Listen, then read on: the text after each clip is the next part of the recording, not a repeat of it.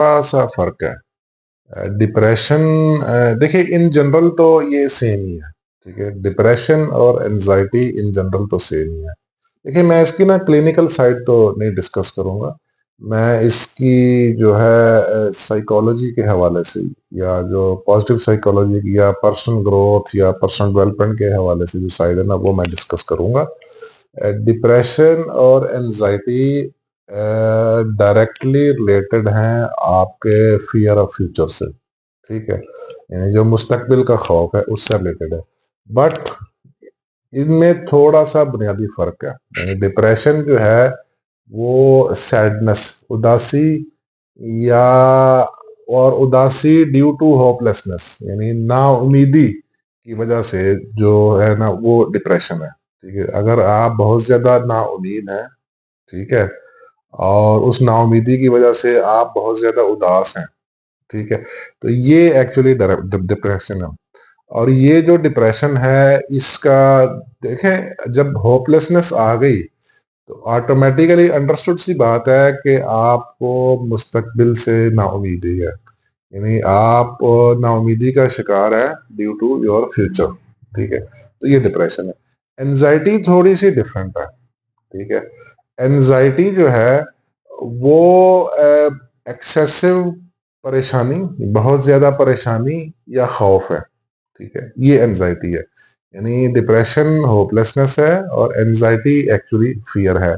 But आगे जाके, आगे अगर मैं एरो बनाऊं, आगे जाके दोनों ही फियर ऑफ फ्यूचर के साथ रिलेटेड है। ठीक है, मुस्तकबिल का खौफ। ठीक है, मुस्तकबिल का खौफ यानी कल को पता नहीं क्या हो जाएगा। ठीक है, कल पता नहीं मेरी नौकरी का क्या बनेगा, अगर मेरा कारोबार ना चला तो पता नहीं क्या होगा, अगर मेरी सेल्स ना हुई तो पता नहीं क्या होगा, अगर मुझे नौकरी से निकाल दिया गया तो पता नहीं क्या होगा।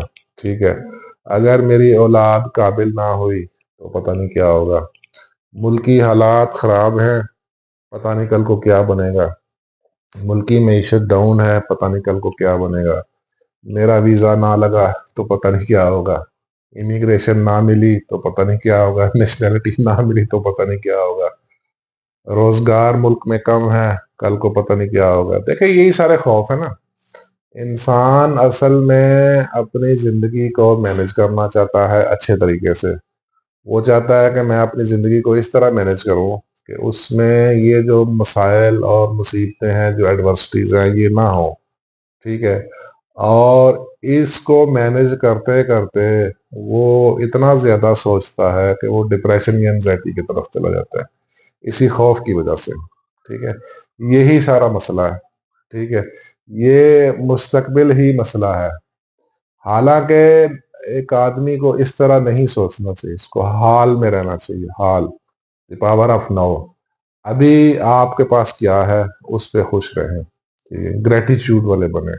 ठीक है, और माजी में सिर्फ उतना ही झांकें कि आपने जो माजी में गलतियां की हैं, ठीक है, उनसे कोई सबक सीख के उस सबक को फ्यूचर पे इम्प्लीमेंट करें, ताकि आपकी आने वाली जिंदगी बेहतर हो। बजाय इसके कि आप सारा दिन बैठ के सोचते रहें कि कल को मुल्क का क्या बनेगा, मेरी नौकरी का क्या होगा, ठीक है, मेरी जॉब का क्या होगा, मेरे कारोबार का क्या होगा, मेरी औलाद का क्या होगा।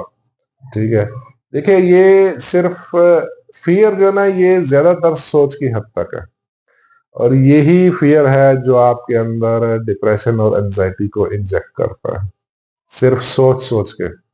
प्रैक्टिकली क्या होना है ये तो किसी को कुछ नहीं पता। हाँ, लेकिन एक बात कंफर्म है कि आप जो आज सोच रहे हैं कल को होगा वैसा ही। ठीक है, कुछ मुख्तलिफ नहीं होगा। आप जो अक्सर औकात सोचते हैं, जो अक्सर औकात आपकी सोचें जो है ना, मैंने एक वीडियो में कहा था, आपकी जो सोचें हैं वो आपकी तवक्कुआत हैं। आपकी सोचें आपकी तवक्कुआत हैं। आपका सबकॉन्शियस आपकी सोच के मुताबिक जो उसकी स्टोरी डिवाइस में पड़ा हुआ है उसको प्रोसेस करके मादी और माली मावन में तब्दील करके आपके सामने लेके आता है। ठीक है, आप देखें, आप कुछ लोग कह रहे होते हैं यार जैसे मैं सोच रहा था वैसे ही हुआ। ठीक है, इन सम केसेस वो अच्छा सोच रहा था तो उसके साथ अच्छा हुआ, उसने कहा यार मैं बड़ा इंटेलिजेंट हूँ, जैसे मैं सोच रहा था वैसे ही हुआ। और भाई नहीं, आप इंटेलिजेंट नहीं है।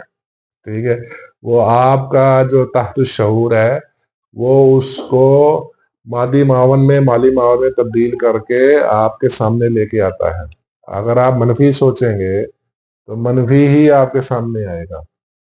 देखिए ये सारा कुछ, सारा इंसान को ना हाल का इतना खौफ नहीं होता ना माजी, माजी तो खैर गुजर चुका है, वो तो गया ना। ठीक है, और हाल गुजर रहा होता है। ठीक है, तो उसको इतनी फिक्र नहीं, उसको फिक्र सिर्फ आगे की है कि कल को क्या होगा।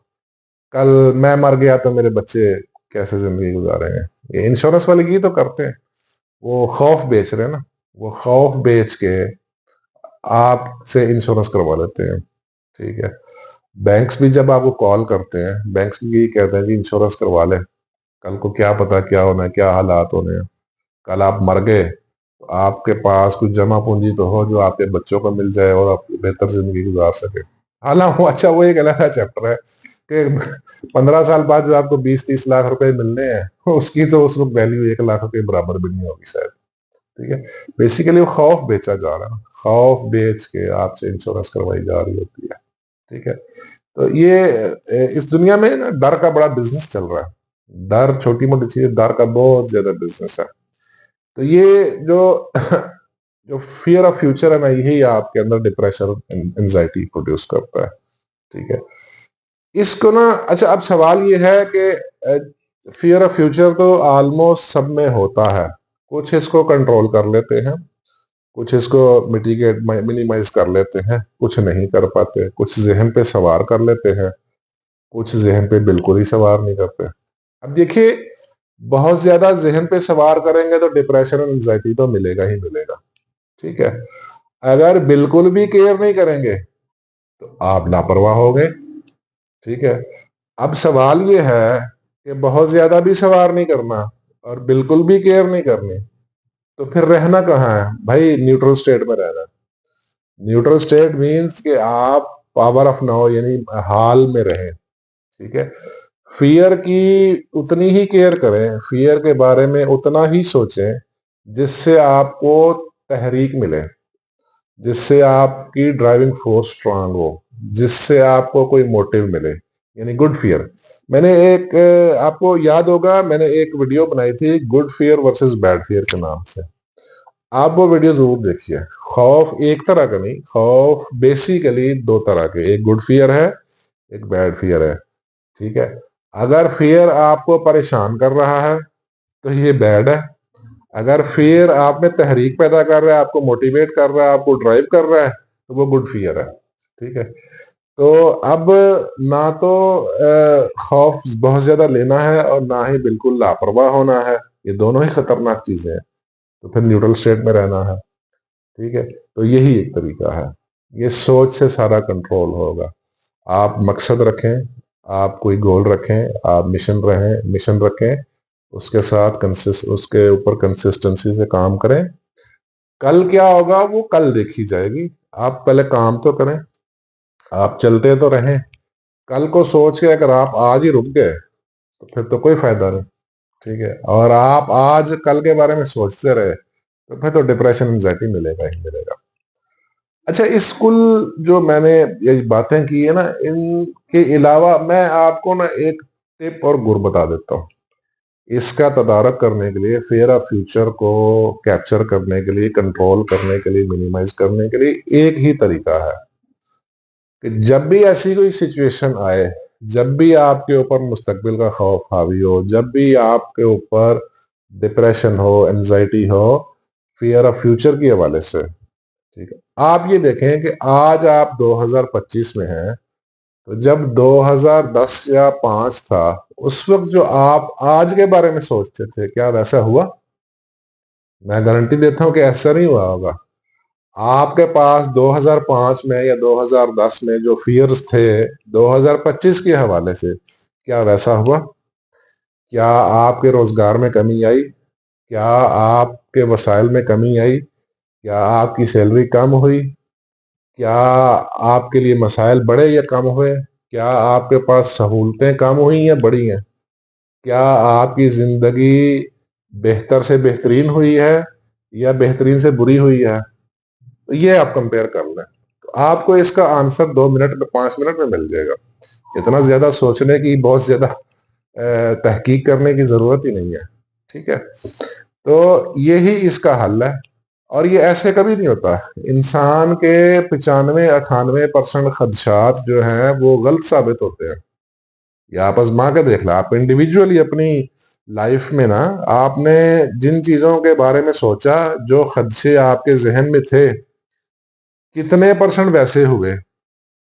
ठीक है, यानी आप कितने फीसद वैसे हुए, यानी आपको कोई खौफ था, वो कितने परसेंट वैसा हुआ है। 95 से 98% जो है ना वैसा नहीं हुआ होगा। सिर्फ 2-3-4% हुए होते हैं, इससे ज्यादा नहीं होते हैं। तो इसलिए इतना फिक्रमंद होने की जरूरत नहीं है। आप बस ये देखिए, आज से 10 साल पहले आपकी लाइफ कैसी थी, और उस वक्त आप आज के बारे में क्या सोच रहे थे। क्या वैसा हुआ है? अगर वैसा हो रहा है तो फिक्र करें, अगर वैसा नहीं हुआ तो पुरुमीद रहें, ऑप्टिमिस्टिक रहें। इंशाल्लाह जो 2035 होगा, 2040 होगा, वो इससे भी ज्यादा अच्छा होगा। ठीक है, ये तरीका है सोचने का। ठीक है।